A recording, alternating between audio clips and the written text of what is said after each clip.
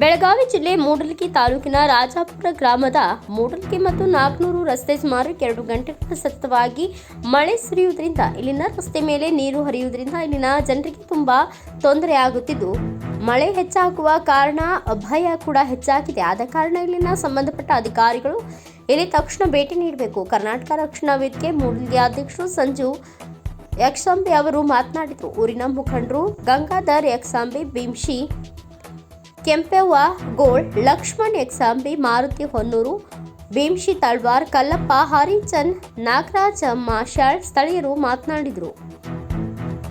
ಯಾಕಂದ್ರೆ ಇದು ಹಳ್ಳ ಸ್ವಲ್ಪ ತಗ್ಗ ದಿಮ್ಮಿ ಭಾಳ ಐತ್ರಿ.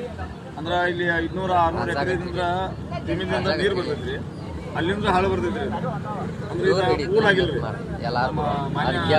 ಸಚಿವರಾದಂಥ ಸತೀಶ್ ಜಾರಕಿಹೊಳಿ ಅವರು ಈಗ ಈ ಹಳ್ಳದ ಮಾಡ್ರ ಇದೆಲ್ಲ ನಮ್ಮ ರೈತ ಬಾಂಧವರಿಗಾತು, ನಮಗೆ ಅಧ್ಯಯನ ಸಮಾಜ ಬಾಂಧವರಿಗಾತು, ನಮ್ಮ ರಾಜಾಪುರ ಗ್ರಾಮಸ್ಥರು ಇಲ್ಲಿ 4 ತಾಲೂಕು ಇದು ಮುಖ್ಯ ರಸ್ತೆ ಇದೆ. ಮೂಡಲಗಿ ತನಕ ರಸ್ತೆ ಎಲ್ಲ ಬಸ್ಗಳು ಸಂಚರಿಸುವ ಮಾರ್ಗ ಇರ್ತದೆ. ಆದ ಕಾರಣ ಸಚಿವರು ಇದ್ರ ಬಗ್ಗೆ ಗಮನ ಹರಿಸಬೇಕು. ಯಾಕಂದ್ರೆ ಇಲ್ಲಿ ಭಾಳ ಪ್ರಾಬ್ಲಮ್ ಆಗೈತಿ. ಬರೀ ಒಂದು ತಾಸು ಮಳೆ ಆದರೆ ಎಲ್ಲ ಈ ಪೂಲ ಮುಳುಗಡೆ ಆಗೈತಿ. ಈಗ ನೋಡ್ರಿ, ಈಗ ಮನೆಗೆ ಊಟಕ್ಕೆಲ್ಲ ಮುಳುಗಡೆ ಆಗಿತ್ತು, ಅವಾಗ ಮುಳುಗಡೆ ಆಗಿಲ್ಲ. ಈಗ 1 ತಾಸು ಮಳೆ ಆಗಿದ್ದಕ್ಕೆ ಮುಳುಗಡೆ ಆಗಿದೆ. ಆದ ಕಾರಣ ನಮ್ಮ ಶಾಸಕರು ಸಚಿವರು ಈ ಕಡೆ ಗಮನ ಹರಿಸಿ ನಮ್ಮ ರೈತ ಬಾಂಧವರಿಗೆ ಉಪಯೋಗವಾಗುವಂಥ ಒಂದು ಸ್ವಲ್ಪ ಎತ್ತರವಾದಂಥ ಸೇತುವೆ ನಿರ್ಮಾಣ ಮಾಡಬೇಕೆಂದು ತಮ್ಮಲ್ಲಿ ವಿನಂತಿ ಮಾಡ್ಬೋದು. ಹೌದ್ರಿ, ಆಯ್ತು. ಇಲ್ಲಿ 2 ದಿನ ಆಯ್ತು ಅಂತ ನೀವು ಮಳೆ ಬಂದು ಇದೆಲ್ಲ ಅಸ್ತವ್ಯಸ್ತ ಐತೆ ಅನ್ನತ್ತೀರಿ.